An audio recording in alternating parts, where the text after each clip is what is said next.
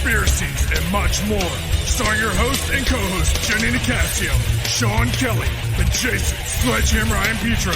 Brought to you by UPRN Network. Now for your host, Jenny Nicasio.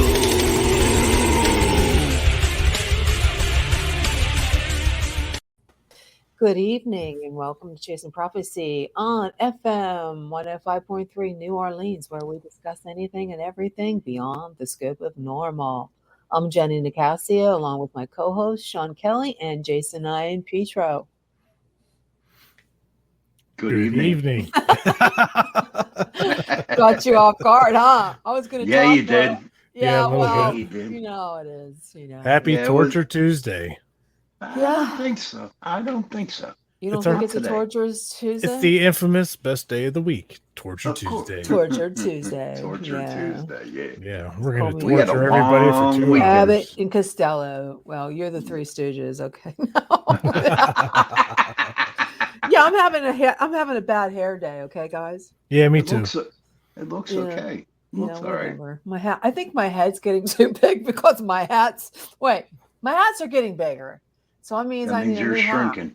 You're shrinking. I'm gonna go to Spirit's Halloween store because they have some really cool ones.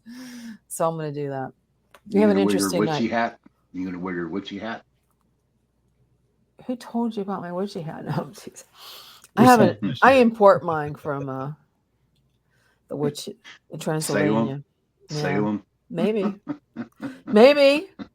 Don't be messing with the witches. Not that I am one. I only play one on TV. No, I have. Where's your broom at? It's over there parked. I told you it was in the shop. I have to get some new tread on them. The bristles are a little loose, but anyways, we should have an interesting evening tonight. I was going to call off because I can't breathe. I went for a walk, and I went for a walk in the weeds, and I shouldn't do that. Why do I do that? I don't know why I do that. It's allergy season. Oh my God, It's horrifying. It seemed like it was worse today because we had a rain in the morning, and I think something happened. Like if there was any kind of ragweed, it just went everywhere. But we have an interesting evening tonight. We have surprise. We have a new co-host, and I'm going to read her bio before we get started with the guest. Okay, I've been debating this because I think we need another girl to the team. Okay, since we're you guys. With two boys, but you have two girls, right? So let me do this. I'm going to read it off my phone. So have mercy and don't be so critical because I can't see it very well. Okay. Trisha, I hope I say her name. Trisha Morris is a freelance artist, photographer, currently residing in the land of Oz and the heart of the United States, known as Kansas. Oh, yes, I love Kansas. Toto. Okay. She is the owner of the Savage Roots. Oh gosh, I can't.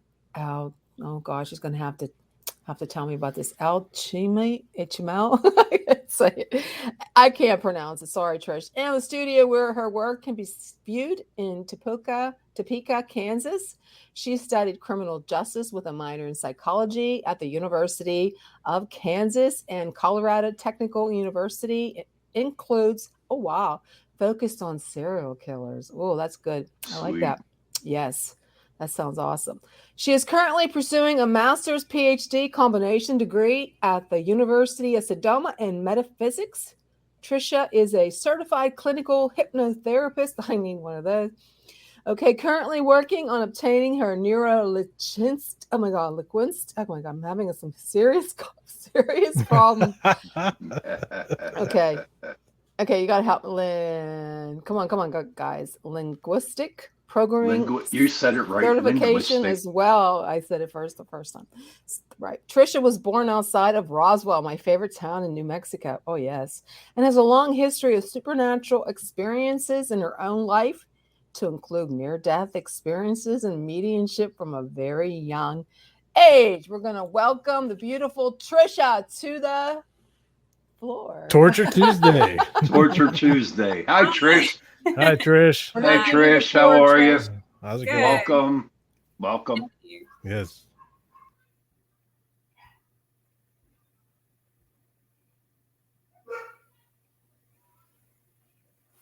I thought you could hear me. I thought you could hear me. I was like, I lost everyone. Yeah, go ahead. We're just putting you on. We're putting you on the spot here. So go ahead and tell Sean and myself a little bit about yourself before we get started. Well, as my bio said, I live in Kansas now. I live in Topeka, and I'm a certified clinical hypnotherapist. That's what I do. I mostly run my art studio and photography at the moment while I'm working on my neurolinguistic. That was the word that I know I can't talk. Neurolinguistic programming is the next certification I'm planning on or trying to achieve, as well as my metaphysics degree. So. Wow, that's amazing. That is a Very lot good. of stuff there. And Yeah, it is. Yeah, it so is. I think she's gonna bring a lot to our show. Mhm. And I'm so happy to have you on board because that takes some of the pressure off me. Yeah. So what do you think? So before we get started, and so welcome. This is going to be a fun night. Okay. Guys went to Gettysburg. So you did go, right? And I Yep. kind of don't, I have a lot to say about one of your pictures, but we're going to save that for our second hour.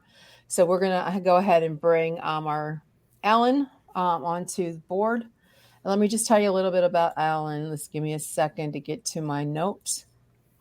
Okay, we're going to talk about in his book I read. It was very interesting.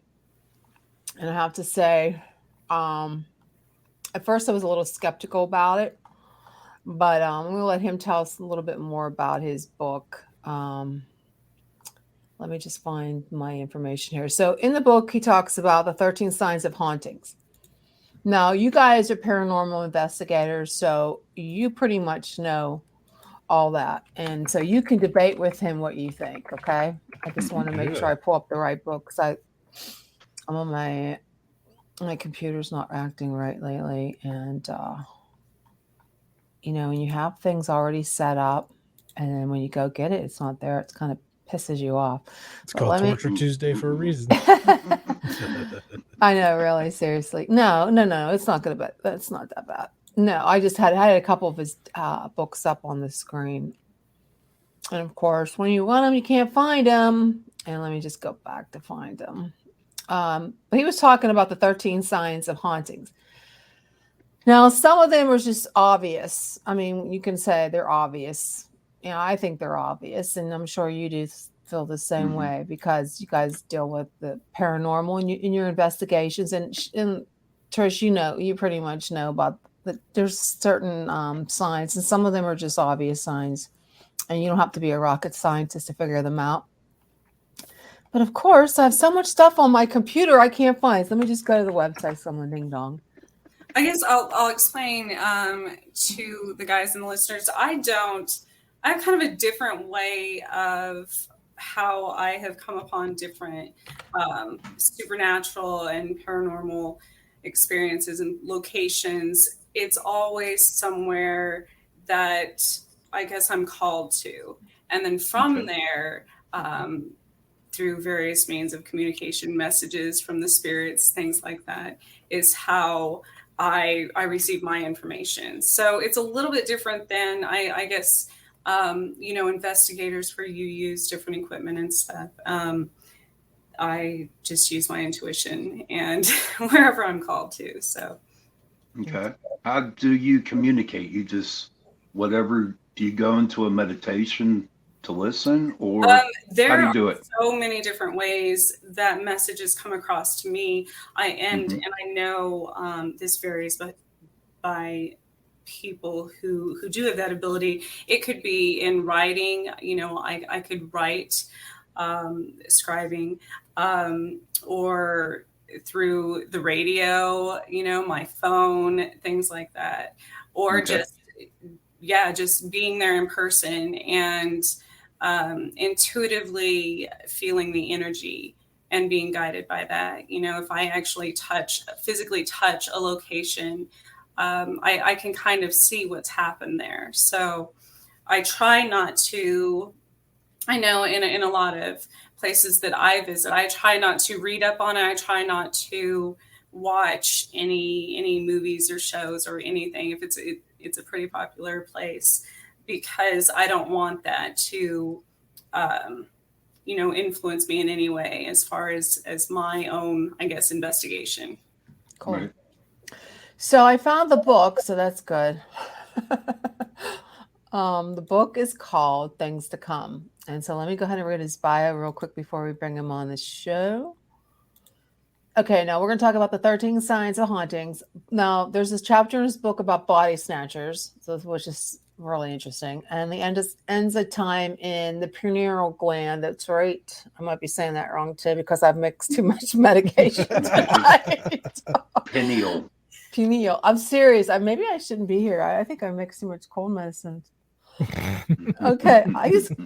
So forgive me, folks. I'm not normally this weird. Well, yes, I am. Okay. So Alan Wright was born with the abilities that were passed down to him from his great grandmother. And as he got older, his abilities became stronger. His grandfather died in 1982 and went to see him in astral projection in 1983. He learned of the level of heaven and hell. And after coming back from this, his abilities became even stronger. And he told the world what was to come in the ends of time. So that's going to be interesting. So I'm so happy to have him on the show tonight. And so without further ado, let's see. Okay, Alan, Wright, how are you today? I'm just fine. How are you? Wow. Losing my voice here. Better catch it. I'm okay. Yeah, they can hear me. There I am. Yeah, we can hear you. Yeah, we can hear you well. Can you hear us? Yes, I can hear you. All right, perfect. So right off the top, Alan, what inspired you to write these books? Well, my wife came up to me one day and she said, since you've had so many experiences, you ought to write a book about them.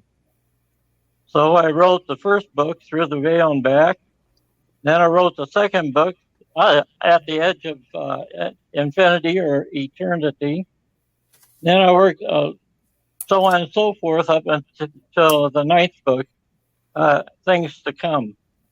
And I guess I had a lot of experiences. I know you guys were ghost hunters, if you want to call them that.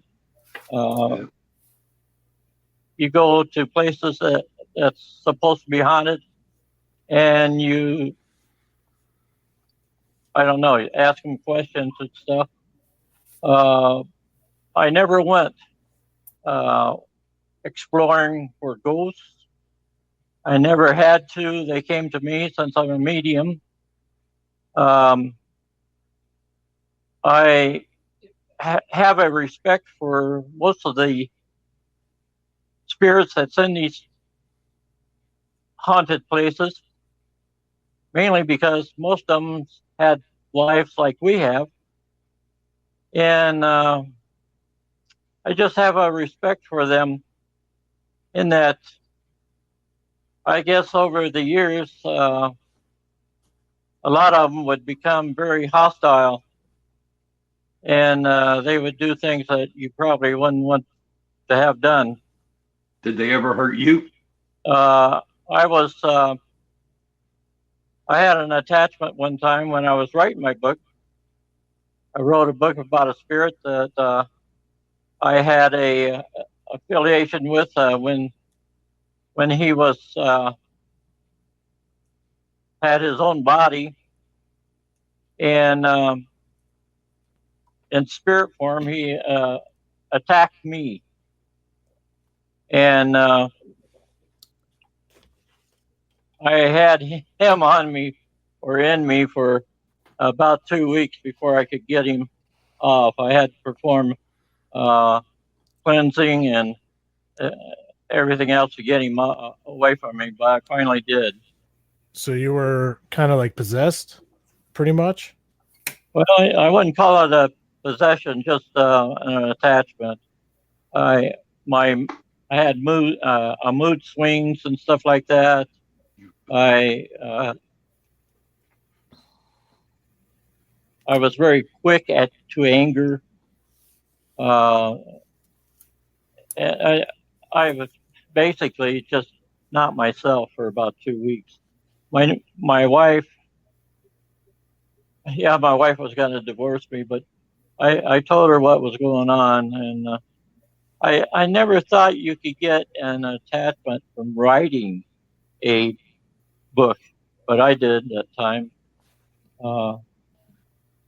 I never heard of anybody getting an attachment by it, but I did.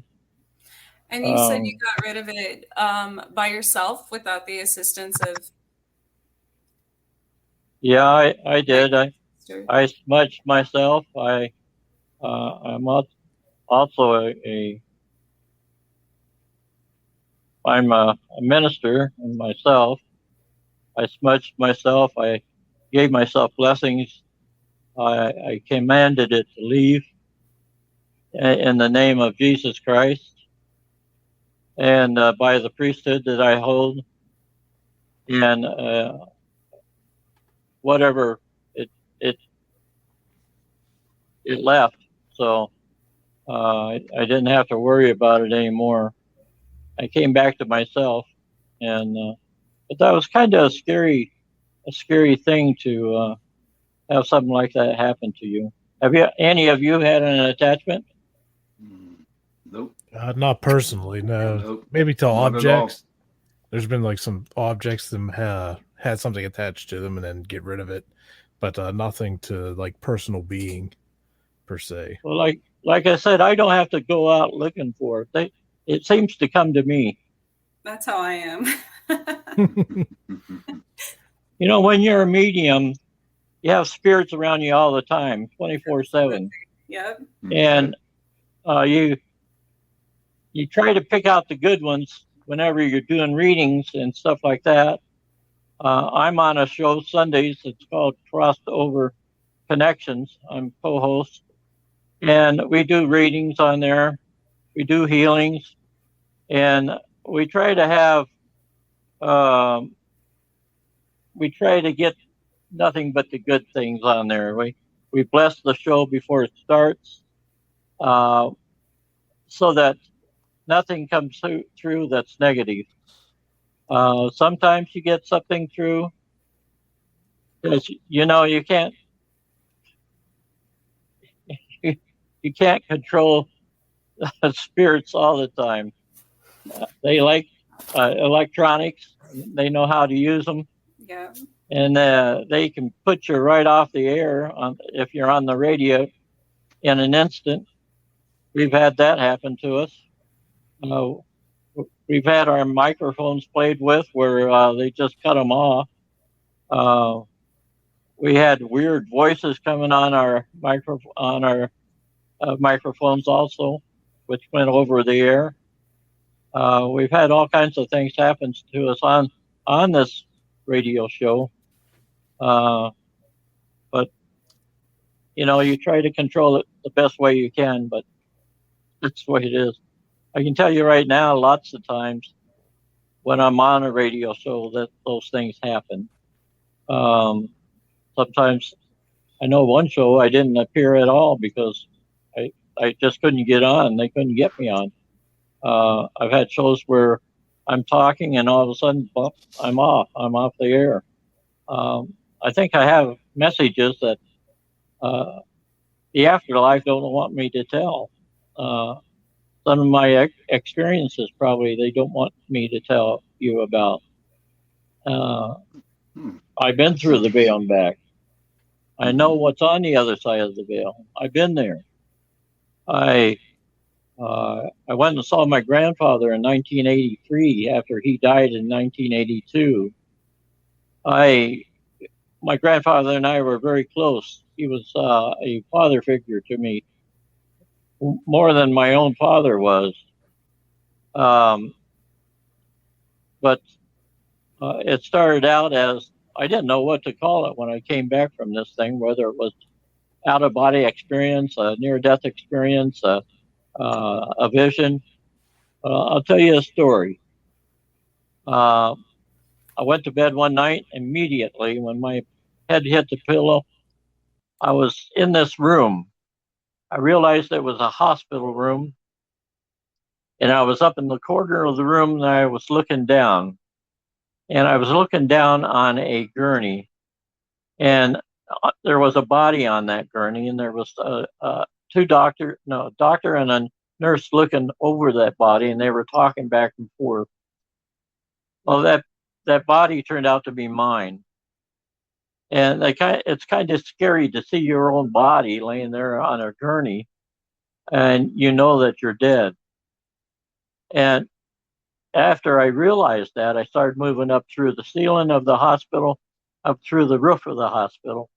And then I was in the wide open spaces, and I was continually going up. And I could see the lights of the city, and I could see it was nighttime, and I could see baseball field had its lights on and stuff. And as I got higher, I thought the city was pretty at night with all the lights on and stuff. I kept going higher, and I kept going faster. And pretty soon I was up above the earth, and I started to get scared, frightened. And I knew I was dead, and I thought, I was wondering which way I was going to go, which most people would want to know, whether you're going to go to heaven or to hell. And I was thinking to myself, well, since I was going up, I might be going to heaven.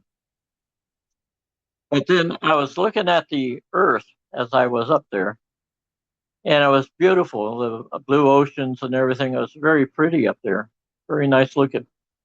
But as I was watching it, I thought, it's beautiful up here, but down there it's ugly, with the wars and the murders and the rapes and everything that mankind does to the earth and what they do to each other. And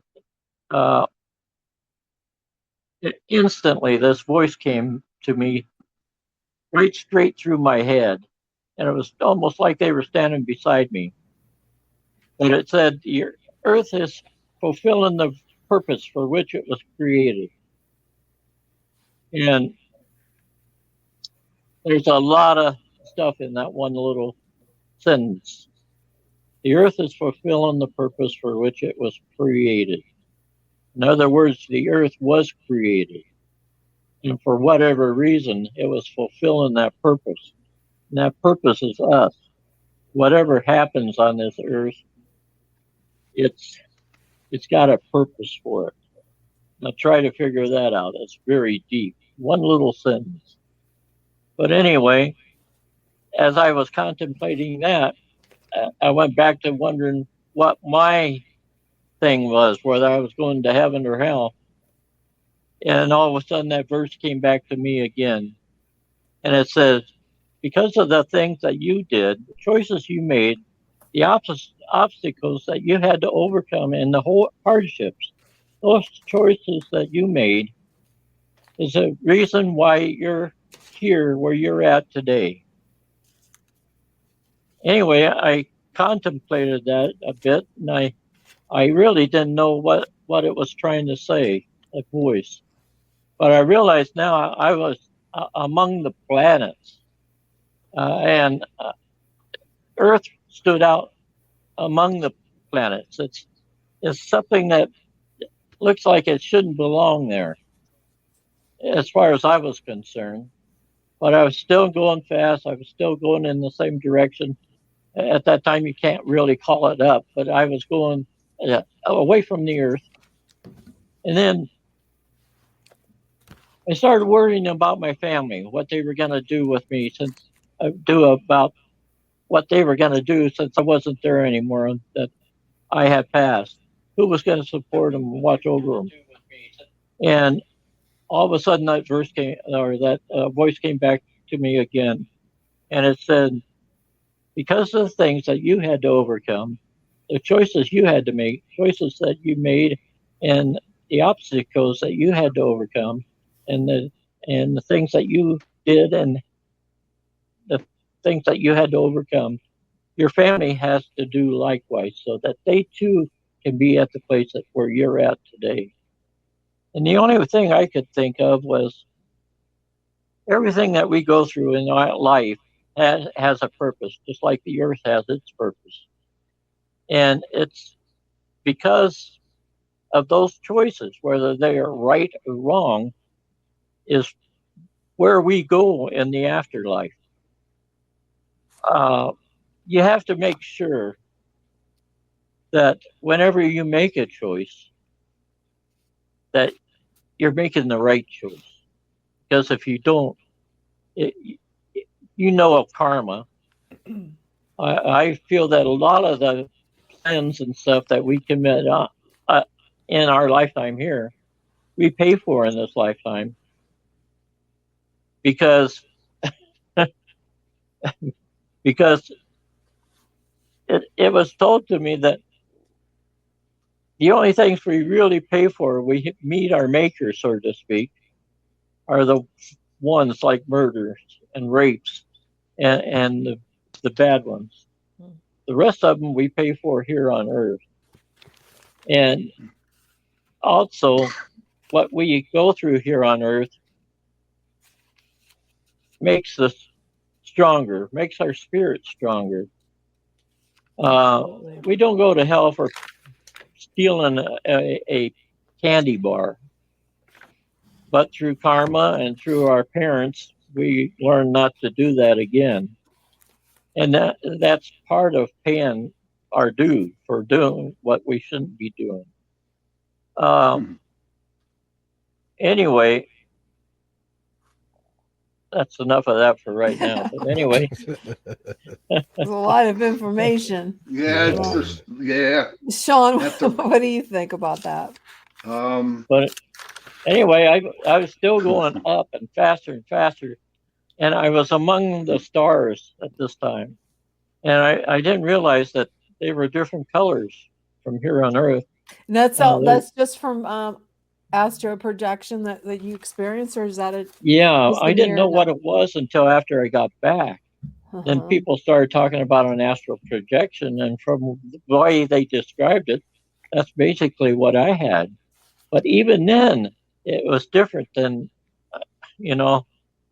I actually saw my own death. I don't know if you see that in an astral projection. I don't think so. Trish, I was going to say, I've astral projected, and that's one thing.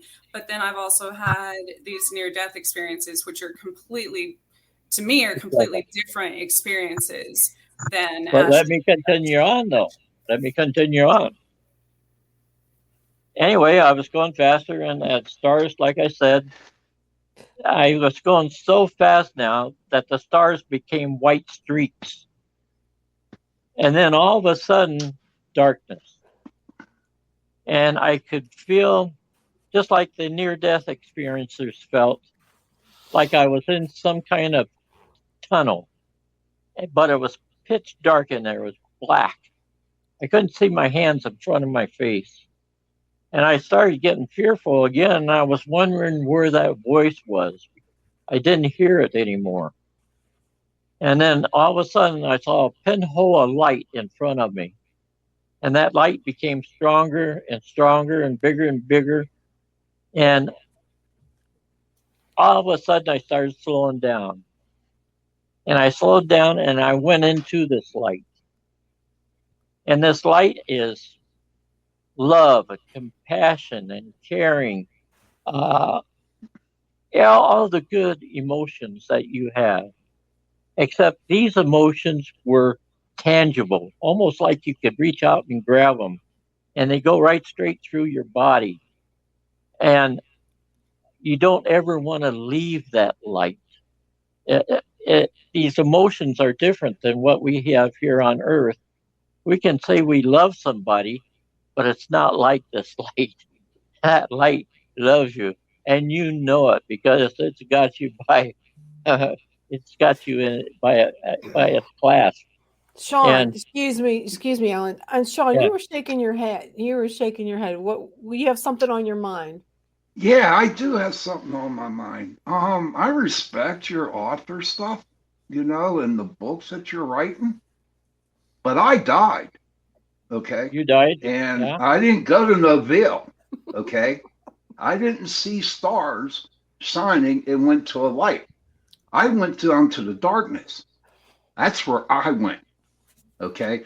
And when I came back from that darkness, right, then my senses, my abilities became. When I hear you talk about hearing voices telling you this, do you know who actually is talking to you? That's my question. Because I've been in the business for over 30 years. Yeah. Well, I've been in my business for a lifetime. I'm 72 years old, so no, I was 59 and been in this business for 29, for 30 years. So you have to. I'm just like blown away here. Well, maybe Seriously. he was a better person. Let me continue a little bit here, guys. Okay. After I went through this light, I came to a place where I saw a person. Now, remember, I was raised as a church-going Christian, a Baptist, a Bible-thumping Baptist, and I saw leaning up against this rock a man who looked like Jesus.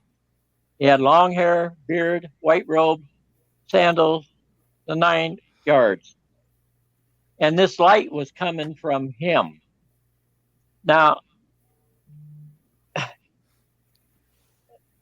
after I came back from all of this, I'm not through with this, by the way, I got thinking,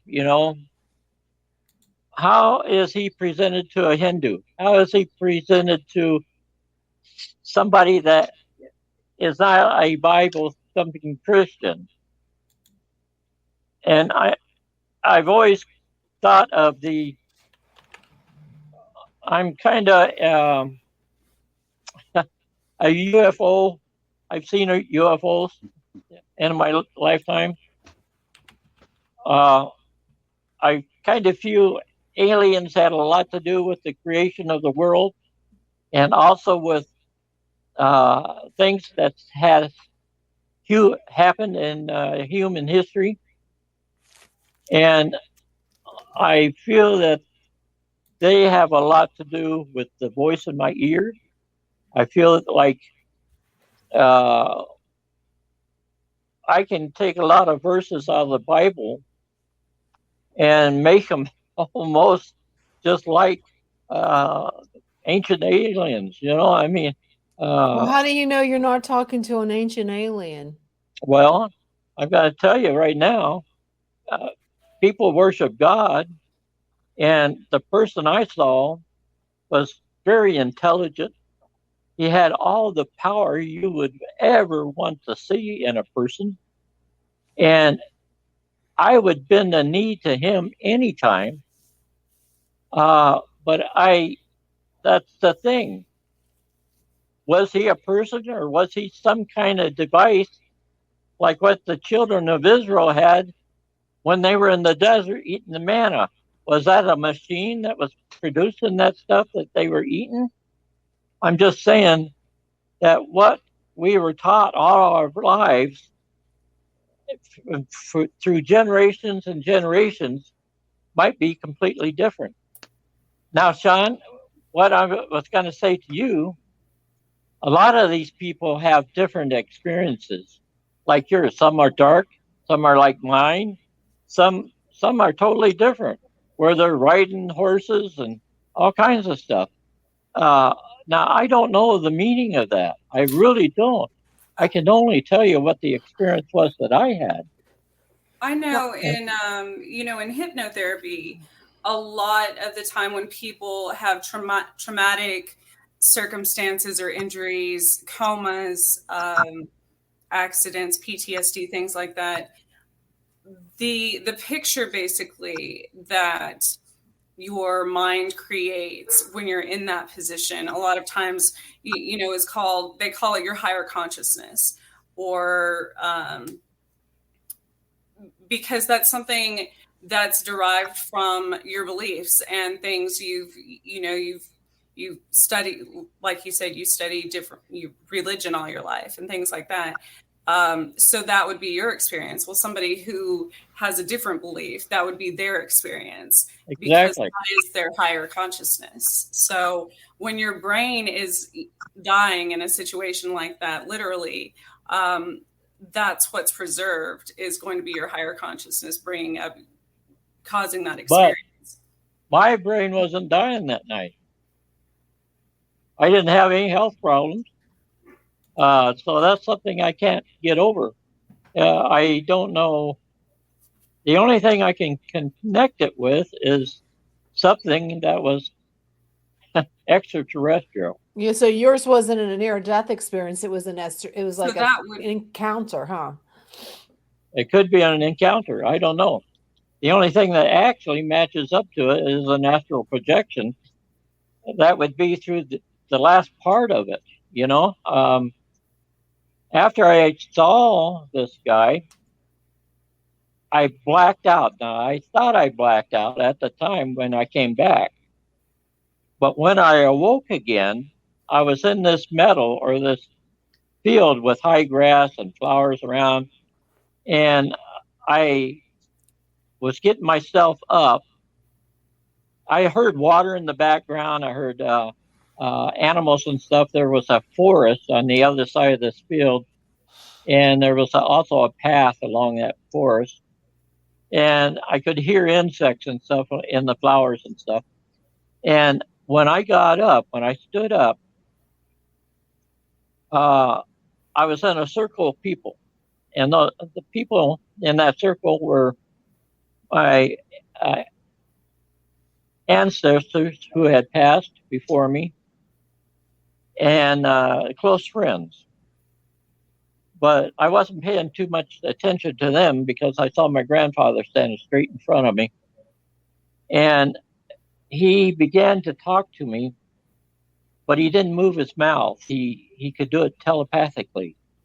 And he was expressing to me how much he loved me and stuff. And I was doing the same to him, telling him how much I loved him and everything.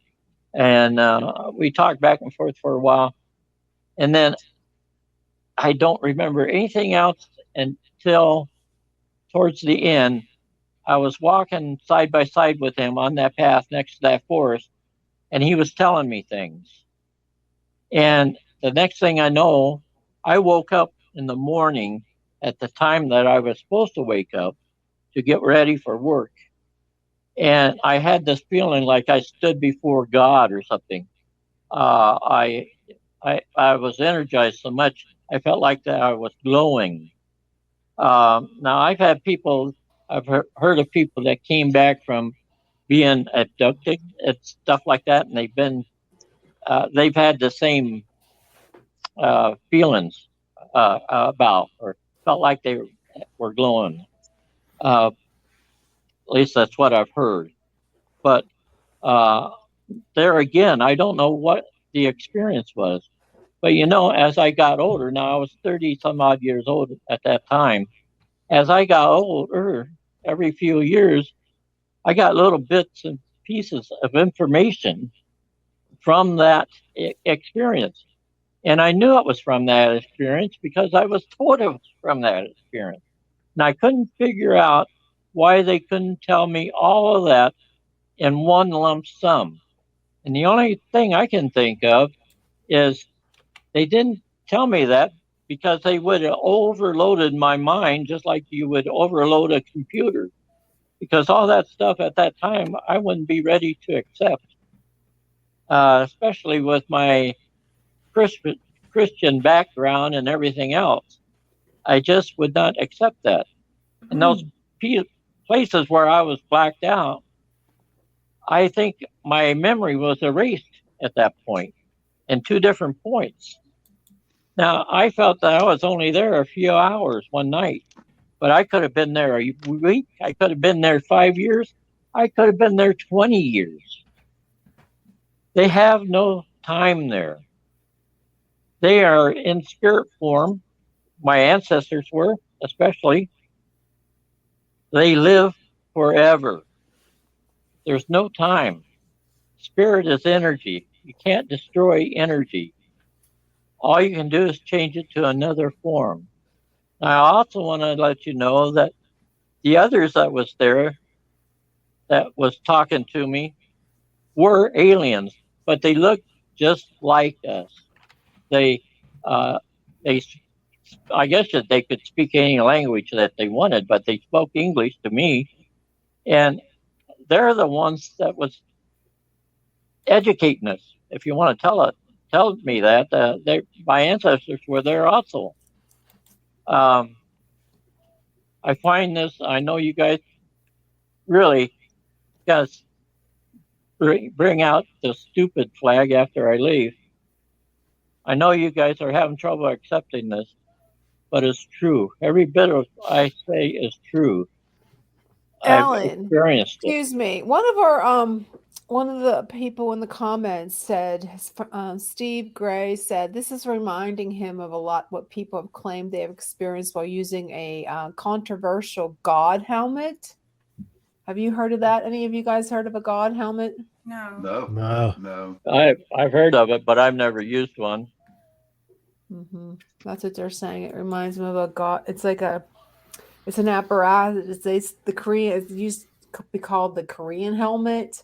It's supposed to put you in touch with using low intensified magnetic field. It's giving you this feeling of a mystical experience into an altered state of reality. So I think it just activates different parts of your brain, stimulates it or whatever, and gives you that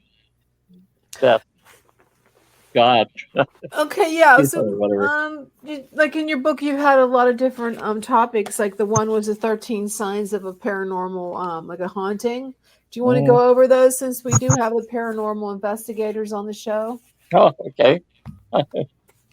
Let me see if I can remember. Was that in book 10? It was in the book. Yeah, it was in your book. Fire away. Book 9, I mean. It was in the book. Where is it? Things to Come. Oh, Things to Come. Yeah, that's my newest book.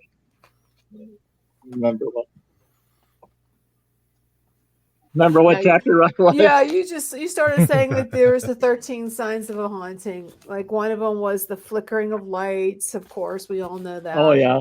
And then changes in the temperature. Sean and Jason, you know that you've experienced that. Trish, have you ever experienced a change in the temperature? Oh, absolutely, all the time. All the time. And he also, Ellen, you said that there was sound like music. What did you mean by that? Sounds of music. Well, sometimes they turn on your radio and stuff like that, or you go into a haunted place and you can hear, say, like music, and it's like it's hard to explain. It's almost like coming through it from another dimension or something, and a lot of times it's just muted like, but you can still hear it. So you mean you can hear music when you hear like some kind of music, but you don't have the radio on? Is that what you mean? Yeah. Jason, well, it's like people. Can you answer that? Yeah, like sometimes you'll hear something very faint. There might be a few of you that hear it, and the best way to gather that evidence would be with a digital recorder to verify what everybody heard. But we've experienced that before, Sean and I, with some of our other team members, being in some historic buildings, and you just hear old Victorian era music and can't describe where it's coming from. I think in my experience, spirits come through with a lot of times the music from their era, or their the time that they lived in, as well as smells and things like that.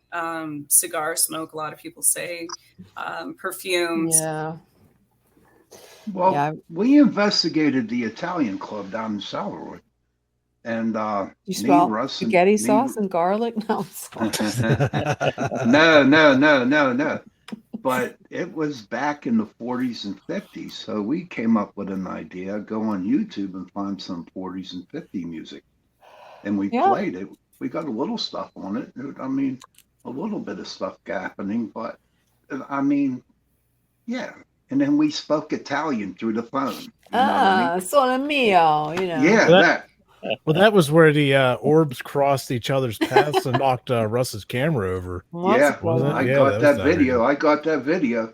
Yeah, that was really cool. That's good. That's what's nice. That's cool when you get that kind of stuff. Now, you also said you got the clock stopping. Now, I've experienced that. Clock stopping, butterflies. I've experienced butterflies. Butterflies, like real butterflies, or like butterflies in your stomach?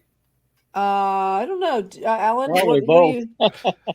Did Both? you see them flying away, or did they flutter your belly? Well, you also, Well, I mean, bugs can be, you know, a spiritual thing as yeah, well. it can't be. Yeah, especially one crawling on you like a spider coming. Ooh, Scary ass spiders. I hate spiders. I don't But like them when either. you said faces of people who have lived before, now what do you mean? You actually see the faces, Alan, or is this something that you see a face in a piece of wood or the wall, or what do you mean by faces? Sometimes you just see the face.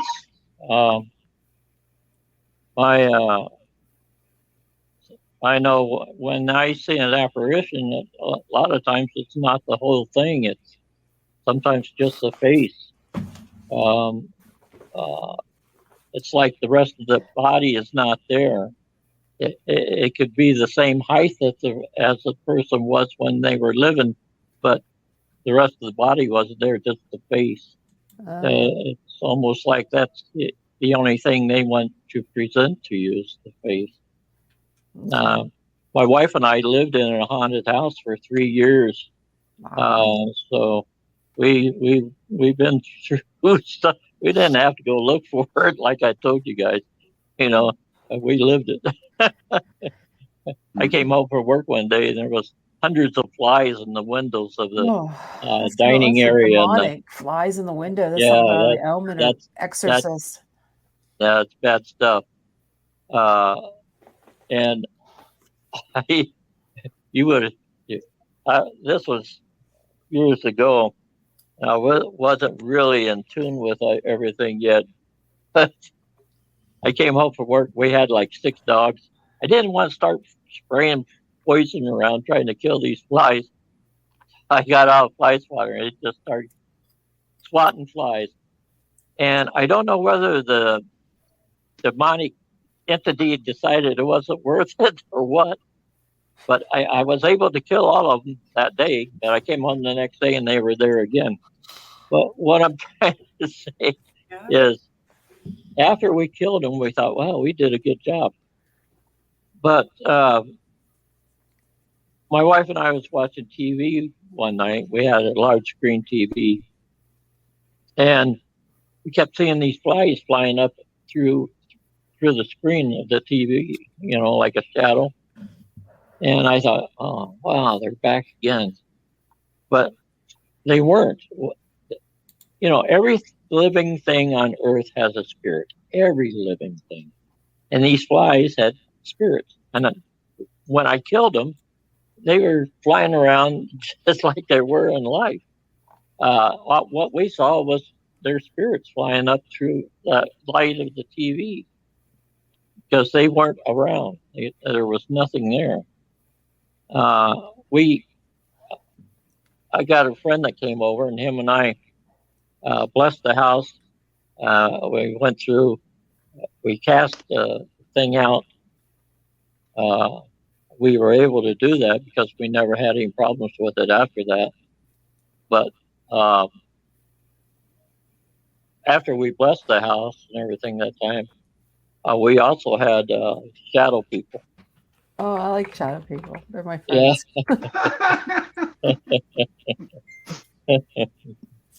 But don't give me any letters about being No. bad with shadow people. Well, hey, the next time you have a fly issue, I'd highly recommend the Bug Assault 2.0. It's a very fun, effective way to knock down bugs. It's like it's a It's like a toy shotgun that shoots table salt and kills bugs. It's awesome. Instead of a fly swatter, you can have some fun. Well, on that note, we got to take a break for our sponsor. Just give me 1 second. Believe those that can choose or believe in none. It's your choice. Just get comfortable, sit back, dim the lights, and listen. It was fun. It was longer last week. What happened? Yeah. Well, it's because for some reason, I'm not really sure what's going on with this. It was supposed to be longer than that, so I'm not sure why it didn't work, guys. Torture Tuesday strikes again. Torture Tuesday. Yes. Oh, here we go. There we go again. Why isn't it playing? The spirits are messing with your computer, Jay. Maybe. Yeah. It's that ghost in your room that's just doing it. Oh my God, it's behind you. Turn around.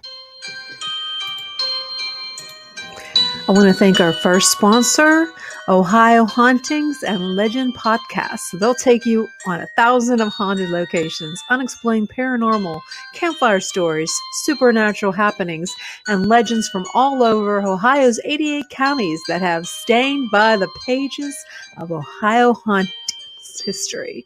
Stories that have haunted our society, tales that have gripped towns and cities across Ohio for centuries as true events. Many of these episodes are genuine, others are legend or hearsay. Their motto is believe those that can choose or believe in none. It's your choice. Just get comfortable, sit back, dim the lights, and listen. That was good. Yeah, it was. That was good. Yeah, that was good. Okay, so we're going to move on to something that I want to talk about, Alan. You talked about body snatchers. Now, what do you mean by the body snatchers? Is it the kind where the pods are from the old, really old movie, and then they remade it where the aliens lived in the pods in your backyard and take over the world? They're coming to get you. It's kind of more like when they snatch your body, it's more like a possession than anything else. And I just talk in that chapter about different ways that they can weaken your body and basically snatch it. Different things I think that you can do that weakens your spirit. If you have a strong spirit, a lot of times you don't get possessed unless the thing that you run into is stronger than you are. Okay, so the body snatchers is a possession. Just want to make that pretty clear. much Okay. so. Okay, so then you also talked about the ends of time. And that's where we're going to leave it at. This is the last topic. We're going to talk about the ends of time. So yeah, I'm curious to hear about this. Yeah, me too. ahead. I'm extremely. The end of the end times. So, what do you want me to talk about? Everything? Well, you said that you were told that the world would come to an end in your lifetime. Could you elaborate on that a little bit? Yes, this was a few years ago. I say a few, it was about 20 years ago. And at the time, I didn't think it was a reality because 20 years ago, things were better than what they are now. But as time goes on now, it's becoming a reality. And I'm receiving verification of that just in my feelings and stuff that I'm getting. And it just fortifies what I was told 20 years ago. What do you mean told? Someone told you these, or was this a dream? No, that was a message that came to me through my mind, almost like that voice did. It's there. It comes there. And it just... Tricia, what do you have to say about that? Warned me of things. I was going to say, I get the same thing. And a few years ago, it was probably 2000. Let's see, when was the shutdown last year? 2019. I started receiving messages like that, I guess, from spirit, higher power, whatever you believe in. And I, was telling my family, everyone I know, that the world's coming to an end and they need to get prepared and stuff. But over the years, do you think, I was explaining this the other day to someone that in tarot, you have like the death card. Now, when you pull that card, that doesn't necessarily mean literal death all the time.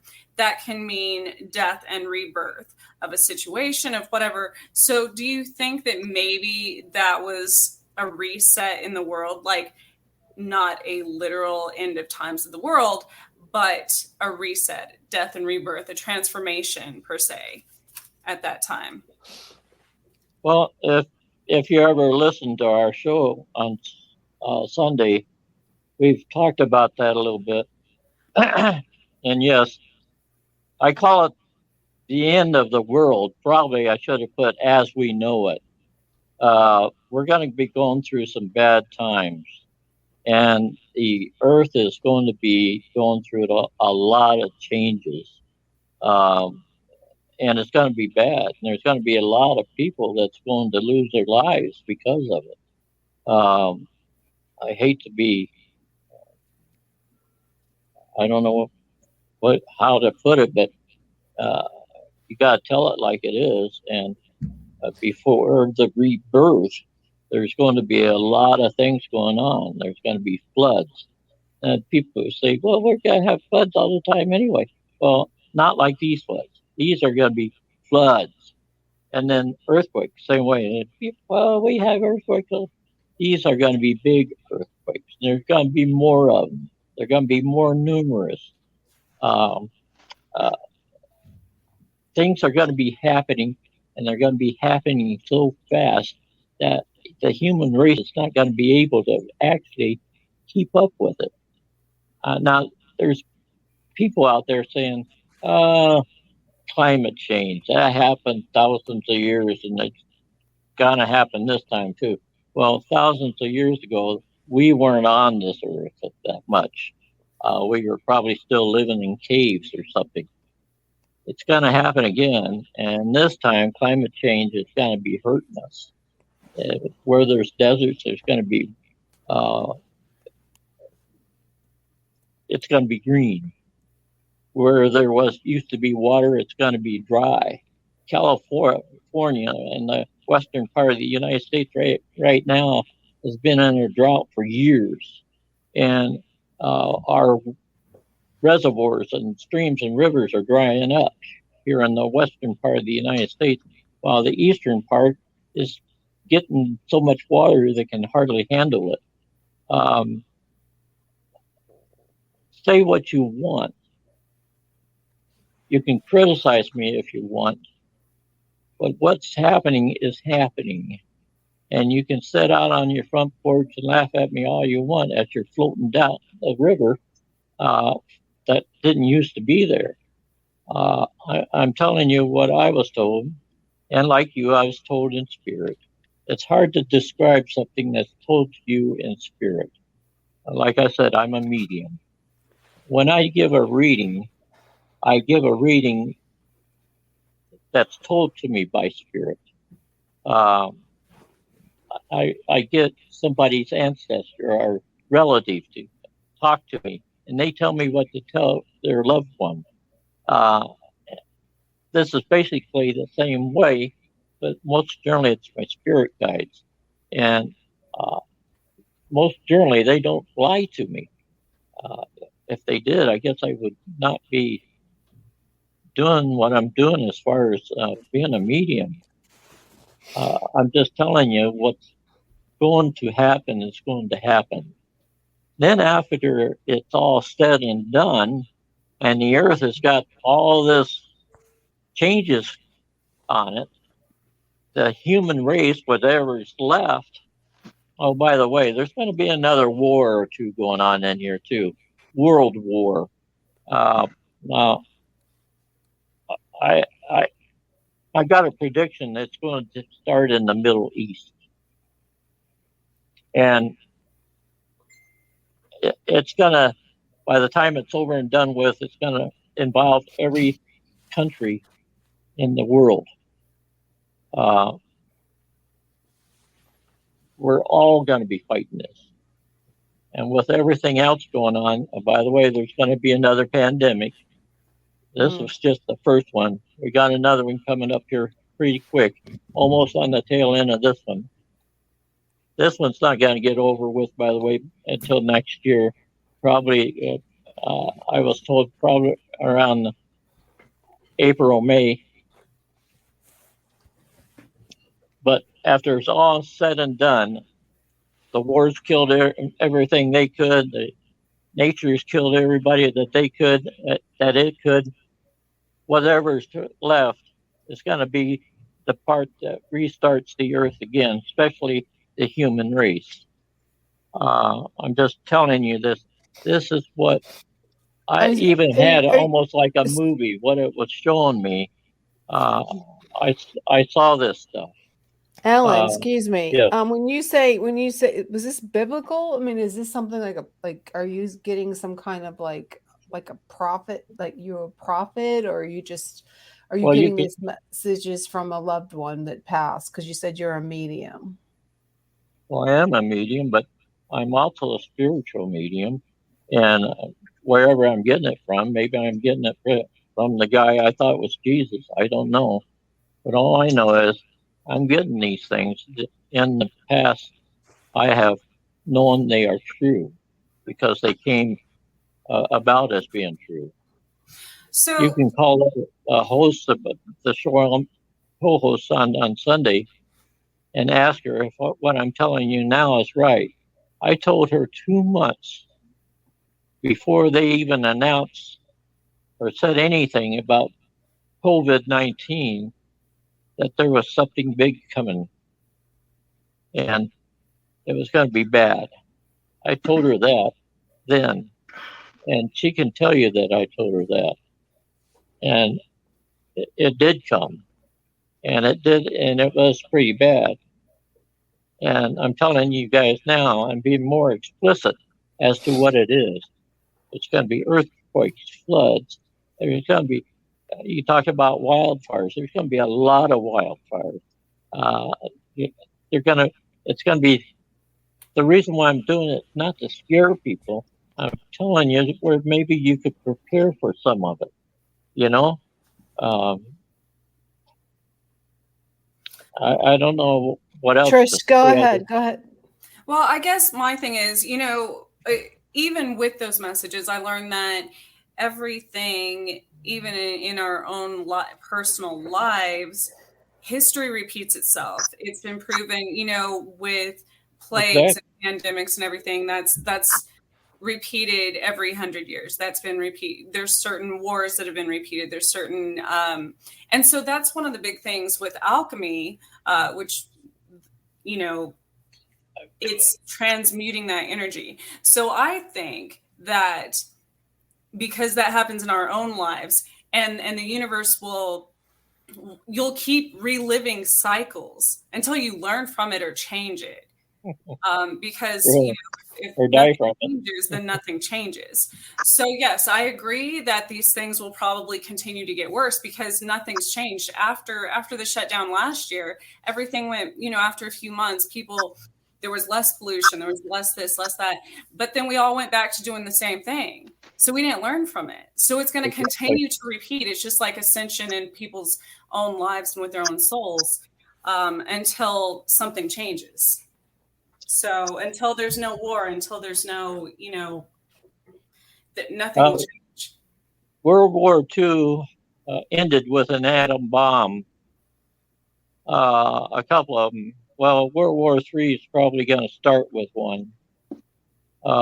We got some crazy countries out there now that's got nuclear power, and they'll use it if they feel that they are not getting what they want, or if they feel they're going to be harmed in any way. That will be the first thing they use. They will not talk about it. They'll just use it. And that's what I'm talking about in the next war to come. We're not talking little bullets and things shot out of cannons or bombs. We're talking about something that could actually destroy the earth almost.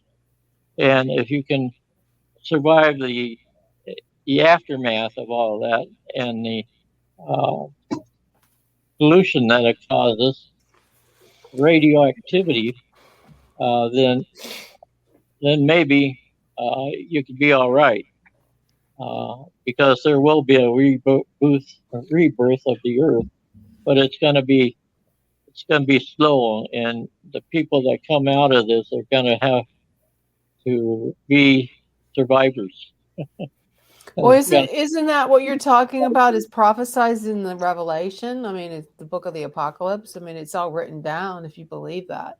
I mean, well, it's going to happen. Could be. The world's going to end, and it's going to be it reborn. Could be, but I'm not talking about people riding on horses and stuff. I'm giving it to you the way I saw it. And, you can read the book of Revelation and afterwards go, what the hell did I just read? But I'm telling you what I just saw. And if you can't interpret that, then something's wrong. Sean? Yeah. Sean. I'm here. There he is. Well, what do you think about that? All I know is, and this is my opinion, if there is going to be the end of times or atomic bomb is going to happen, it happens, and I'm going to meet Jesus or God, whoever I believe in, on the other side. And that's just like aliens, okay? When the alien attack comes in, all right, Mars attacks. What am I going to do? Just wait for. I mean, I want to shake his hand. I'm not being. I mean, I really am trying to be, open-minded here. All right, and really having a hard time. If you want me to be honest with you, okay. So, continue, please. I think the experience you had, Sean, was probably a life-changing experience for you. You kind of act like it. And I know the experience I had was life-changing for me. And since then, my abilities have become stronger and stronger and stronger. I couldn't read, actually, until 2015. Now, you figure up the years from 1983 until 2015. That's when I started reading. Up until then, I could hear spirits speak to me, but I didn't really know what they were saying as far as me reading to other people. You understand? I couldn't communicate that way. And but now it's more powerful now. I got this stuff I'm telling you tonight, like 2 years ago. And now, maybe I shouldn't tell you this, but I'm beginning to be able to move small things with my mind. And I've never been able to do that in my lifetime. Now, what brought that on? I can't even tell you that. John, can you tell me? No, I can't. I can't tell you that either. If I could, I would. But I'm able to do that. That's cool. Can you give us? Could you give us an example of what you can move with your mind? You don't want to know. My wife says you don't want to know.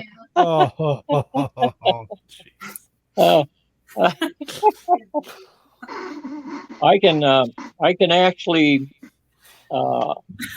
move a dead bug around and make it kick its legs and stuff just like it was alive. Now, if I can do that to a dead bug, what am I going to do in 2 years from now? Will it be an animal? I don't know. I have no idea. I don't know. Pet cemetery. That's kind of sacrilegious in the Bible, though. Yeah, it is sacrilegious, isn't it? But to an insect, I don't think it is. Maybe it is. I don't know. Well, I thought all creatures had spirits. The same. I was laying on the floor and I was staring at it. Next thing I know, it started crawling away. When I stopped staring at it, it didn't. It just was dead. Then I stared at it again. I got up and started going. And so I know I'm weird. What can I tell you? That makes me think of the Stephen King movie, Pet Cemetery. Yeah. But I want you guys to know everything I told you tonight is true. Whatever I wrote in my books are true. I wouldn't have wrote them if they weren't true. I've had 72 years of living whatever I've written in those books. The reason why I told you mainly about things to come is to help people maybe prepare for some of the stuff that's going to come. Well, Alan, I appreciate you writing the books, but we have other topics that we have to get on, and I want to thank you for being on the show. Okay, Thank you, sir. Thank you so Looking much forward to for the other being on the books. show. Thank you very much for having me. You're Thank you. welcome. Have a good one.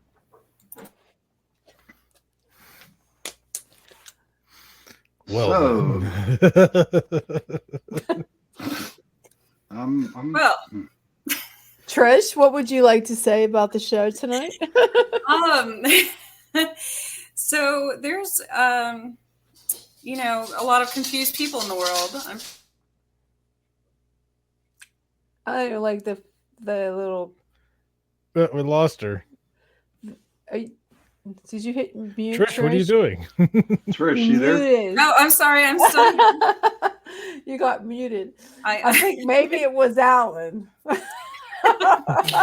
He was moving bugs under the desk. and in the a lot of people, when these experiences happen to them, they automatically go towards religion and things like that, which I respect. I think it's the fear basis of certain information like that does scare people, but at the same time, I don't think anything can happen. Anything can happen every day. So I don't, when people are going around saying the world's going to end, of course we're all going to end at some point. So Yeah. Exactly. you can call it prophecy, religion, history repeating itself, whatever you want. And it's, even though time, I do agree, timing is fluid, and the universe is infinite, and there's so much we don't know about it. But I think that and I do agree with a lot of things he said. But people just experience them differently. So I don't think labeling, saying if you don't understand revelations in the Bible, then there's something wrong with you. I don't think that, because a lot of people don't understand the Bible. So Yeah. That's another show. That's for another show. That's a whole nother topic. I just want to say one thing that Trish, I think you were having some weird stuff happening. We just lost our connection with Pittsburgh Paranormal, and you were just muted again. So I think Alan's playing with us. Uh-oh. He's watching. Hey. We lost the connection with Pittsburgh Paranormal. We're no longer on Pittsburgh Paranormal Society's stream. Uh-oh. Oh, the Torture Tuesday gremlins at their finest. Gremlins being. Hey, Trish, tell us a little bit more about yourself. I'm impressed on how you were interviewing. Tell us a little bit more about you. Which part? Whatever you want. Whatever you want to tell us. Whatever you want to tell us. Well, our listeners like to know. So I kind of, I guess, started out like Alan. Spirits and supernatural things have kind of always come to me my entire life. And it's something that's happened since I was very young. It's something that I used to be terrified of. I was scared of the dark, for that matter, up until I was probably 30, and so once I started embracing all of that and not being afraid of it anymore, He was talking about sometimes there's very, very bad spirits and sometimes there's good ones. And I think that has a lot to do with, well, not only the location, but also the person, because when I resonated with fear of all of those things, I attracted a lot of negative spirits. Right. I attract, and it was sometimes dangerous. Things would happen in my house, things would happen, around my animals, things would happen, to a lot of the different locations I went to. And finally one day, I said, okay, I'm not going to be afraid of you anymore. I'm going to, face this and face the dark and face, I'm not afraid of cemeteries. I find peace there, for that matter. Because, I'm right there with you. Same here. and I love that, and after I started approaching it differently and changing my perspective on almost everything, I started attracting much more pleasant spirits, I guess. I didn't have the hauntings in my own home and things like that. So I do agree, on that aspect, as far as bugs, like his fly story. I agree with that also. A lot of times infestations are a sign of demonic activity. And there's nothing you can do to get rid of that. I don't know about, I've never seen a bug spirit that I know of. But yes, I do know, and I have experienced a few times in different locations where, I lived in New York on Lake Ontario in a very, very old cottage. And there's many battlegrounds there. And that house, I had all of a sudden in the middle of winter, I would have a wasp infestation in my house, or really crazy, different. get rid of it and it would come back, things like that. So I do agree with that. And that's, that has a lot to do with energy also, though, because bugs are attracted to vibration. They're attracted to energy as well. So I don't think it's necessary. It's not, it is the symbolism of the bugs being there, but until you get rid of that energy and transmute that, then they're still going to be there. So, causes the energy. That's interesting. Thank you for sharing that. Yeah. Well, in a lot of native beliefs, different bugs symbolize just like spirit animals. Different bugs can have different meanings when those show up in your life. So a lot of times, and even in my own beliefs, if you see a bug in your house, it's not necessarily they absorb a lot of negative energy. So if you kill that, in a lot of native beliefs, you're releasing that negative energy back into the environment. So if it's just a spider, a single spider, something like that, to many people that could be considered good luck. I'm not letting those spiders live in my house. Hey, Trish. There's one on the list I'm not now. saying let it live there. Thank you. I hate them. Arachnophobia. Those black big ones are so disgusting. Have you heard of the author Ted Andrews? I have not. Okay. He has 2 books out. Animals Speak. Okay. And that's all about the animals and your spirit totems. And it tells you why that animal is in your life as a guide. But the second book, which is pretty cool, it talks about insects and what they stand for. So thought I'd share that with you. Ted Andrews. Ted Andrews. I'll have to look that up. Yeah. Yes, I in my everyday life, it's and it always, I know the meaning of and the significance of many of them since I started getting more into spirituality opposed to being religious. And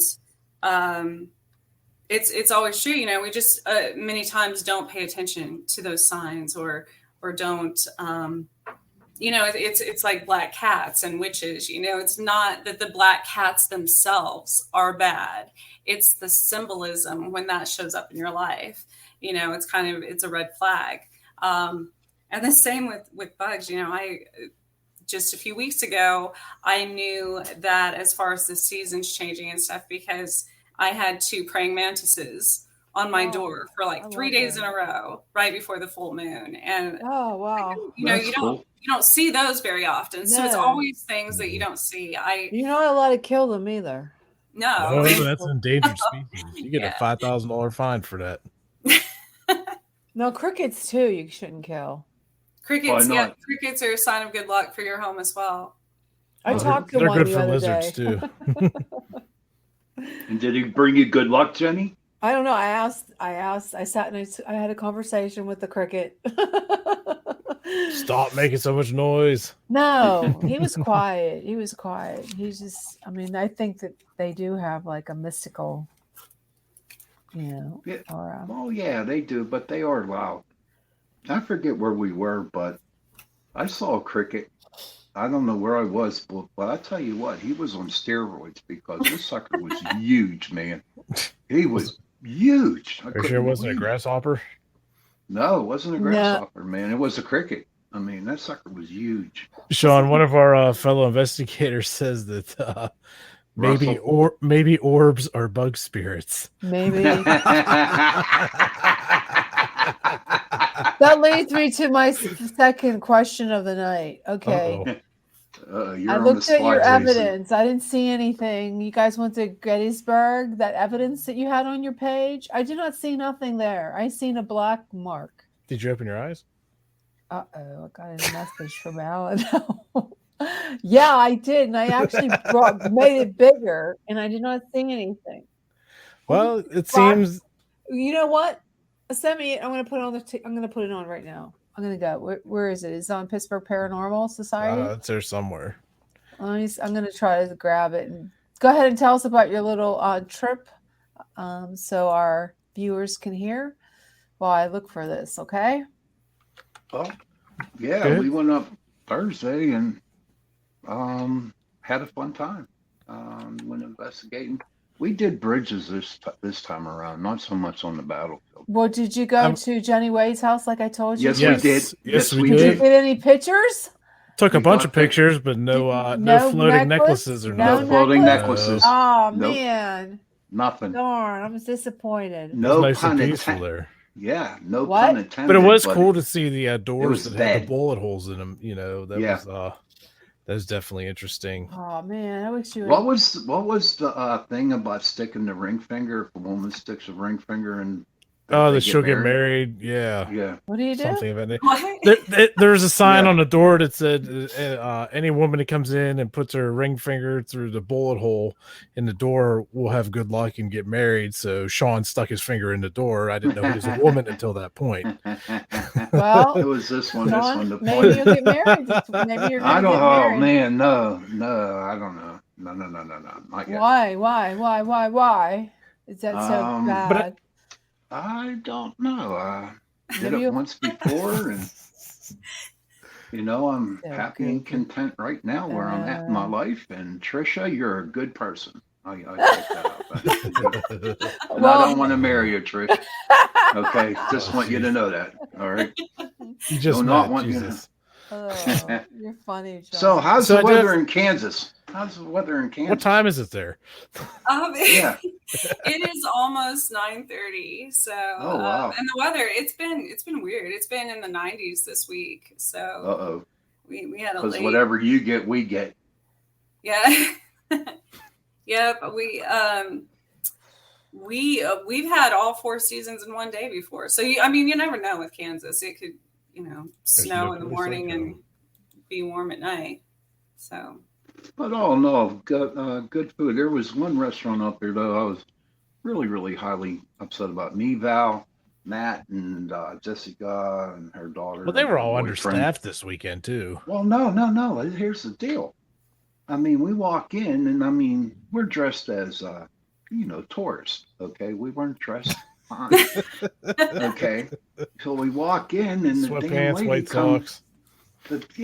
the damn lady come in and said, I guess you don't have a reservation, do you? I said, sorry, we don't. Well, we're not going to serve you. Oh, And I was my. like, Oh, whoa. And so we went to Tommy's Pizza. That's the best pizza in Gettysburg. see, I heard And, the opposite. So how Really? was it really? Yeah, how was it Real really? good. Real good. Tommy's is real good. Because I heard it was like tasted like it was like frozen pizza with just some No. crap sauce on it. No, not at all, dude. You're going to have, when we go up again, you're going to have to get one. Jenny, how do you I'll not find see you. that? I don't see anything. You don't see the figure standing there with the rifle over his right shoulder? No. Trish, do you see anything? No, I don't see anything. Either do you see it on the screen? Do you see the picture? Yeah. Do you see anything inside the green circle? No. I don't see anything, and I don't see anything. See, it's weird. Then this is what makes it interesting about the paranormal. Some people will see it, some people won't. You know. Well, I know with see a lot anything. of psychics or witches that you all call them, when photographs are altered or have filters on them, it's very hard for me to read. So, which there's very few photographs out there on social media and stuff today that don't have filters or haven't been altered. So when I'm reading a photo from someone, halfway across the country, it's only difficult if maybe it's because it's enlarged or something. You all saw it in its raw form. But that's in my experience, with all the new technology with pictures, that makes, I guess, my intuition or my abilities or whatever don't work as well. You know what, then? Excuse me. Huh. Jason caught a picture of a UFO. Okay. No, he did. So it's to be determined, yes. So while Yes, taking pictures there as well, we didn't see anything, with our eyes that, jumped out of the ordinary. But going through some pictures, there was this black object in the sky.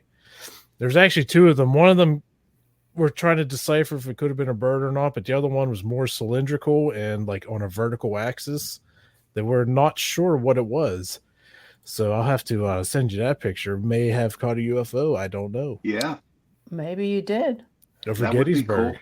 Yeah. Yeah. Gettysburg. They just, everyone's talking about over the previous weeks about UFOs being around where there's paranormal activity and Bigfoot activities. So it all coincides. Well, and right now, this time specifically, the veil is thinner. So this time of year, so you'll hear about, experiences all over the place because of that. So. Yeah, this is Russ's. Check that out.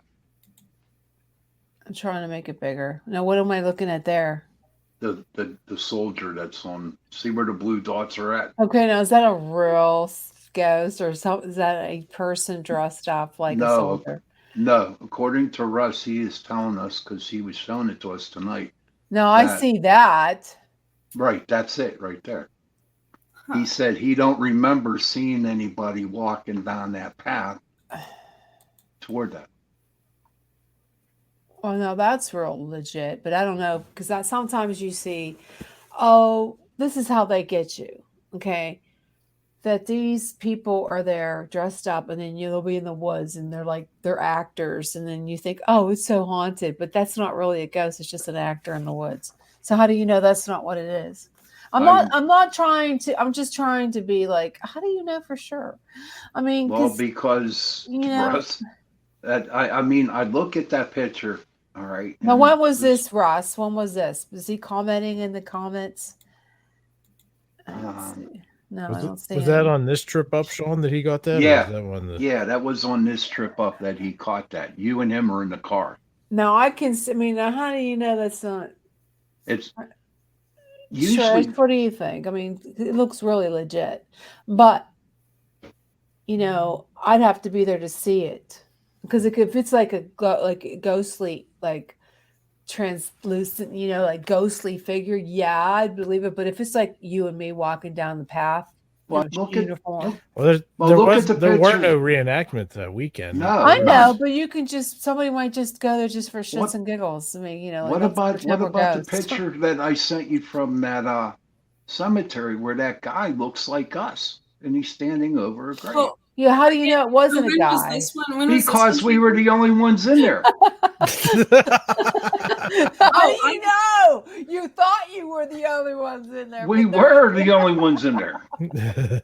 I've had entire conversations with what I thought was a full-blown person, and then that person will like walk in the room or something. I mean, and it's been witnessed. So I 100% believe that spirits can manifest and look absolutely real, you know. But again, it goes back to, I think they can manifest easier in certain locations based on the amount of magnetic energy and things like that. So yeah, maybe this is, you know, sometimes in certain places, if there's not a lot of electricity or whatever, it's probably takes a lot more energy from spirits to manifest to that degree, Right. and some of them probably aren't capable. Well, So think of all the dead soldiers up there, all that energy that's in Yeah. Gettysburg. Anything yeah. can manifest. Well, Anything. I just and that wanna- never goes away. So Right. I just want to stop here. I got a message from Alan saying that we were really rude to him. Did you think we were rude to him? Nope, I wasn't. No. No. Yeah, he's upset. He said there was so much negative energy on our show. I don't Wow. know why. I was Nobody listening else for- could. Nobody could I did. talk. I mean, no, we weren't rude to him. No, not at all. He says he feels sorry for the next guest. Oh. Well, He I feels sorry. yeah. Oh. He's- Mm. I want to, yeah, he's very upset. He says, I picked up nothing but negative energy from the beginning of the show. Huh. Wow. Well, I don't know. Maybe he I felt don't my know. negative energy because I don't feel well. I mean, that could be it.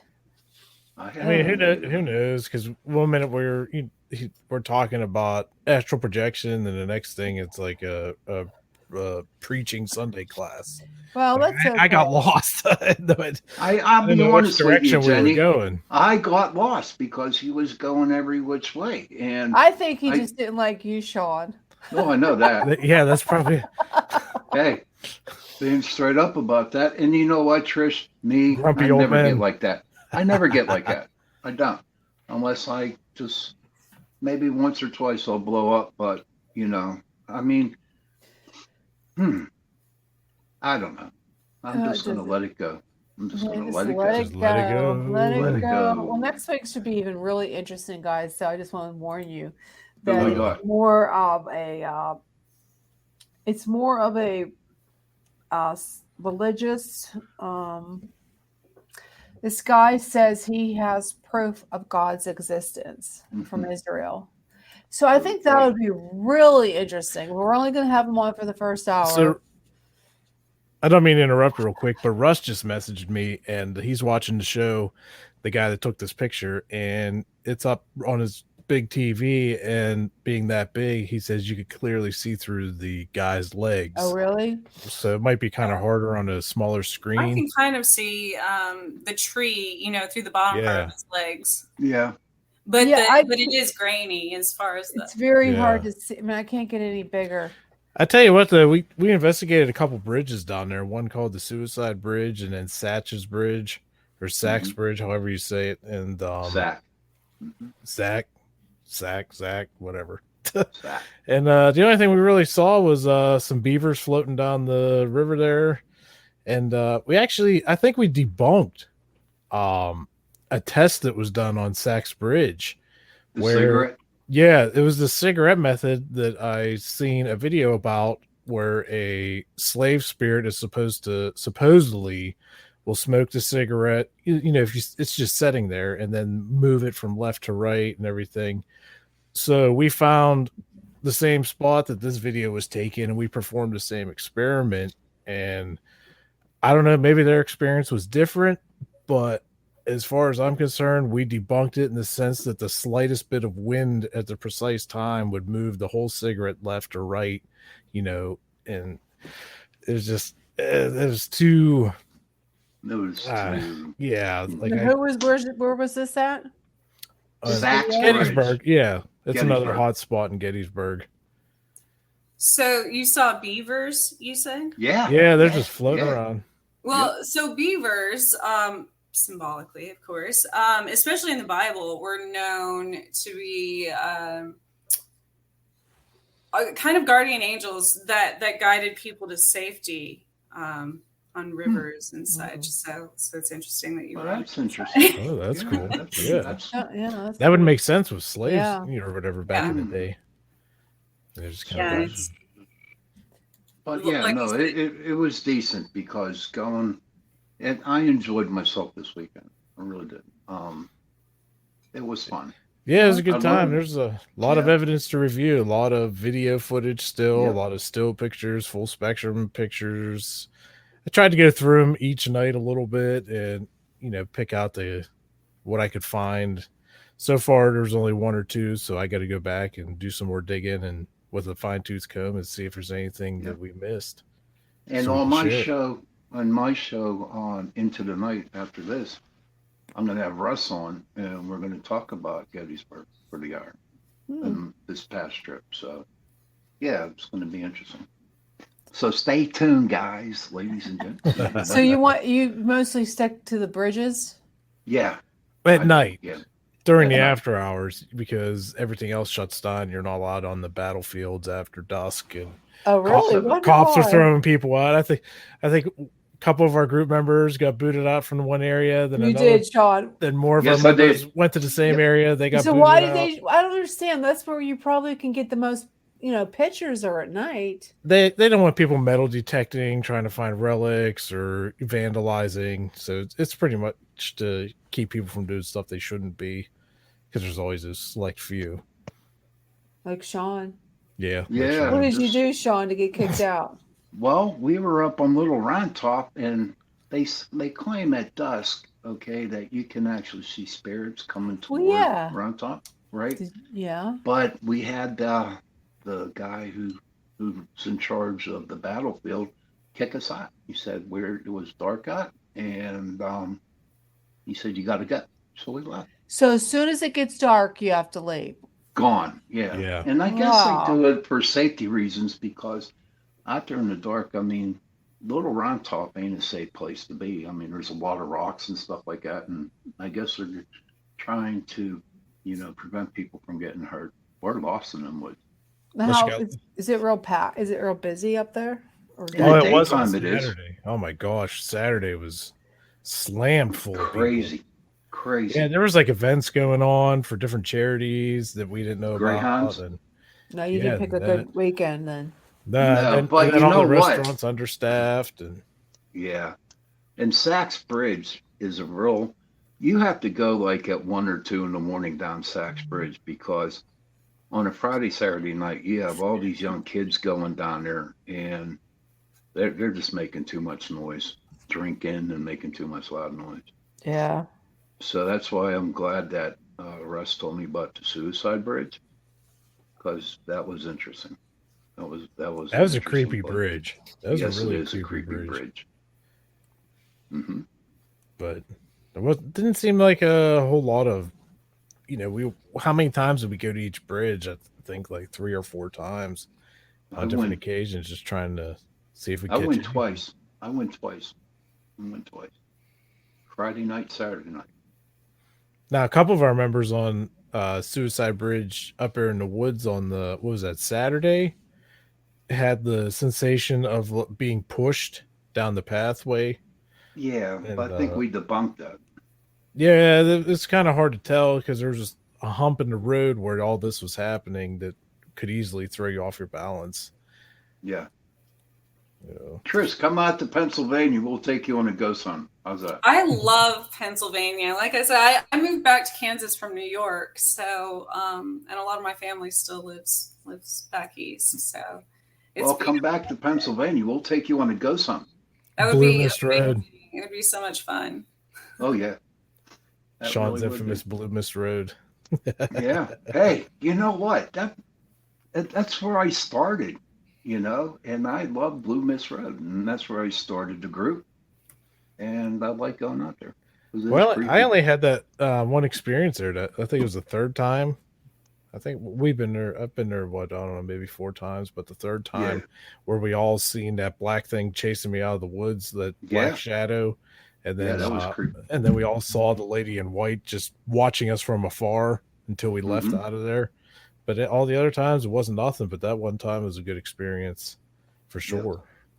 Kansas And that- has so many places too. I mean, I'm excited about this. The dark part of the year, because when the veil is thinner, because I learned so much about the history here. You have Stoll, Kansas, of course, the infamous one of the 7 gateways to hell. That's pretty close to Topeka, actually. There's Oh oh man, road trip.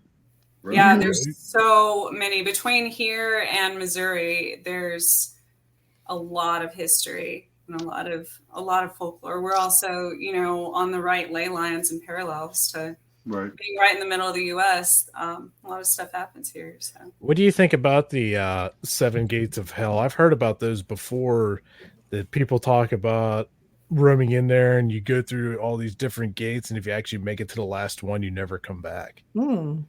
huh? What's your thoughts on that, if there's one nearby? Well, that, which is interesting, the town of Stoll, I visited that place, the cemetery, for the first time. Oh gosh, it's probably been 20 years ago, when I was in college, and there, they still had a church there. They still had there was this tree that the witch was hung from. And apparently, I guess the story says that she mated with the devil, and the witch had a werewolf, and she was hung at the church. And, well, not at the church, at the tree in the churchyard. But since then, both the church burned down, and I think the tree was struck by lightning. And then I don't know if it was removed or burned down as well. So none of that's there. It's just the cemetery. The town gets so much, they used to get so much publicity because the highway running by it, which is one of the main reasons I can see the entire cemetery being haunted. It's a very dangerous highway with the road. It's very curvy. So there's been a lot of car accidents right in that area. Now, a lot of people think that the entire grounds is cursed, and that's what causes the accidents. Other logical people think that it's the curvy road and not enough, signs in the middle of the night that cause the accidents. So there's both. But the tree nor the church are there anymore. And they used to say that you could throw a bottle against the stone wall, a glass bottle, and it would stick to the wall. And that there were stairs leading down into nowhere that they said was one of the stairways to hell. So I haven't experienced that, but I want to thank our sponsor, Carnation, for making this episode possible. So thank you very much, Carnation, for sponsoring us this evening. Thank you. Thank you. I love that stuff. So do I, don't you? It's really good. This only has 150 calories in it, and it has a lot of protein. So it's really good. Good for you. You can put it in coffee too, I found out. Really? Yeah, same with collagen. Yeah, mix it with the coffee, and it's delicious.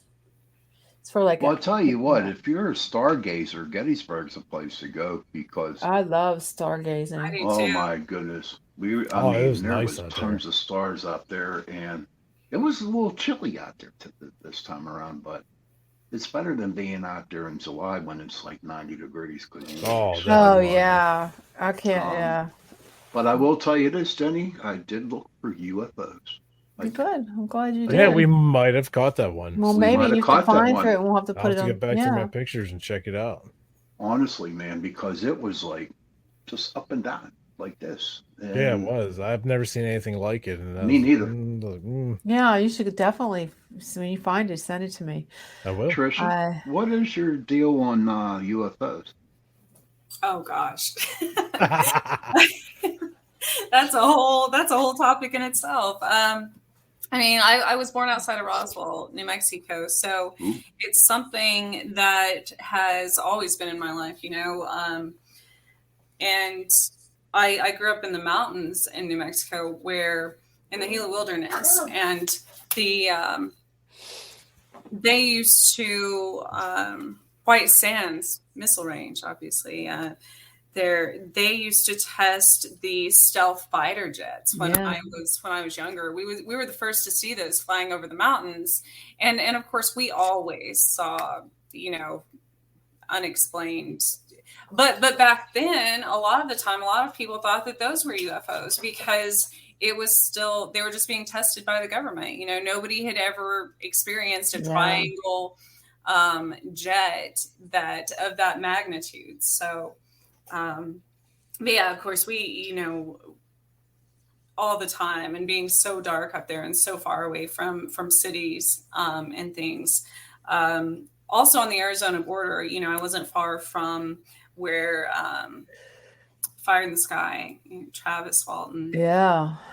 I was pretty close to that. And so that's something that's been in my life forever. I also lived in Colorado, where There's a lot of UFO sightings there too. There's so many there. And so, I 100% believe in that. Obviously, it's even my family originally, you know, when they had lived in Roswell in the 40s, obviously that all the people there still remember the incident and being questioned, and now it's become more of a tourist thing there. But I think that even in Kansas, there's a lot of things that happen in Kansas too. You know, just by talking to people in these small towns, the sightings, and it probably is because we're kind of remote, and there's not a lot of big cities in Kansas, and there's a lot of cows, you know. They have those 10 men there too. Don't forget Dorothy and Toto. Yeah, little straw man. Yeah, it's cool. I mean, I think you're going to bring a lot to the show, Trish. Yes, you are. Yes. Well, thank you. I'm excited. Welcome aboard. Yeah, I'm excited too. Welcome. Yeah. Sorry, it had to be. Never mind. I had it blocked. I can read your mind. Now, if he saw someone laughing, that's me. I got the giggles like really bad. I mean, can't help it. I took Claritin. It's contagious. You start laughing, other people. It's like when you're in church and you start laughing at something stupid. You can't stop laughing. I mean, laugh that at happens the to me. most inappropriate times in any situation. You ever laugh at a funeral? Yes. Yes. But you know, so that's alchemy. That's transmuting the negative energy, right? It's turning it into something positive and celebrating that person's life. I don't want people to be all sad at my funeral, so I hope they change the energy. Well, but it's pretty crazy when your relatives turn around and look at you and give you that evil eye. You know what I mean? You sound like you're talking from experience. I have some experiences at funerals I can share. But my! Yes. I'm gonna have to. Gotta wait for the midnight show for that one. Yeah, I'm gonna listen to that while I'm in my bed. So when I'll listen to you. I'll fall asleep to Sean talking. Oh God. You'll be dreaming of that goatee. Be like ASMR Sean. Do you ever listen to ASMR? No. Tristan, have you ever listened? I don't think so. Well, Google. It's like they talk like this. You have to put your mic on a certain way. Okay, let me get this out of here. You'll probably lose you. Okay, we're going to talk tonight. We're going to make sure we get a nice, quiet sleep. But there's a certain way they do like that's my normal voice. I know. I'm just telling you what ASMR is. You have to, if you set it in a different setting, you can hear it really well. I used to do it. I have on YouTube. There's a couple. I'd get like, if we get these, you get like. Can you hear that? Yes. But if you have it on a special, there's a setting like.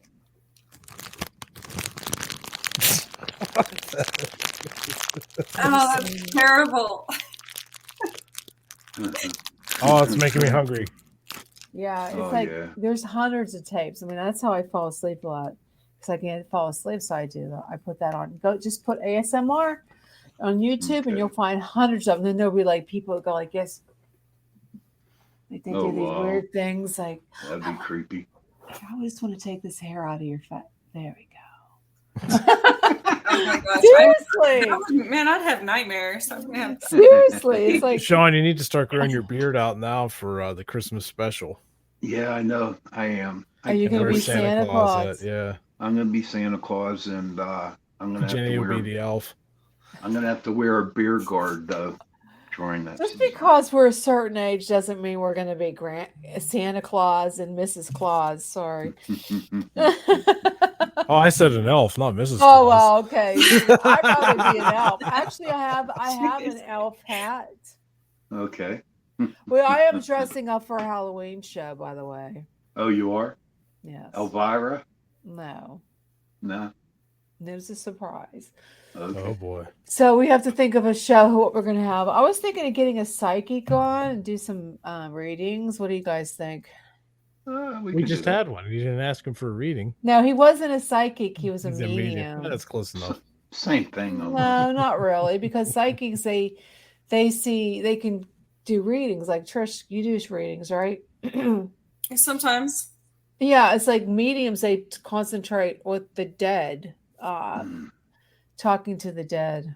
Okay. But see, so over the years of being, a psychic or medium or whatever, I don't even know whether I think everybody has that ability, but I've come to recently, I've started to consider it as, I don't really believe anyone's psychic. I think either we've already lived it or somebody or something or whatever is giving us that information. Yeah. So, I don't know. I don't know if I believe that. I believe that you're either way, it's a gift. It's like one of your senses. You got your senses, absolutely. Yeah. taste, eyes. I think think it's just you having it. There's some people that can actually, I know I can actually pick up things that I should probably do it for a living, but I'm serious. It's really gotten to the point where it's freaking me out, but I think it's just like another sense, but I don't think everybody can do it. I mean, I think they can train themselves. Remember last week we were doing about the circle? Yeah. Well, that's what I mean. I think everyone is capable. I think, with me after I died and came back a few times, my senses and my abilities got stronger. Because you were so close to the. I was born, that they've always been there. However, they were just heightened after I died. But by my meaning, by saying everyone is capable, I think the human brain, everyone is capable. You just don't. Human brain, you can do everything. Real quick, this is what was told to me. Told me a long time ago. Okay, everybody is born with the gift of psychicness. Okay, but spirit, God, whoever you believe in, picks different people a lot, who gives them a little bit more of an ability in order to see. Yeah, things. I believe that. I agree. Yeah. Yeah, I believe that. And then even on the other side, there's people that come by it naturally. And then there's people who train themselves, who use meditation or psychedelics or whatever to obtain that ability. What's our good night, Grace? Yes, it is. It's a fishing while I'm going to bed too. I'm gonna go. I'm gonna go listen to Sean. I'm gonna go turn you on. Just pass out in the chair. Just stay right there, pass out. Yeah. Yeah. All righty. Thank you, Okay. Trish. Well, thank you Yes, thank everybody you. for joining us today. See you next week. Next Have a great Torture night. Tuesday. Next torture. I'm gonna learn how to talk. Thank you, Trish, for being on. I'm trying to find our Yes, thank you. endings.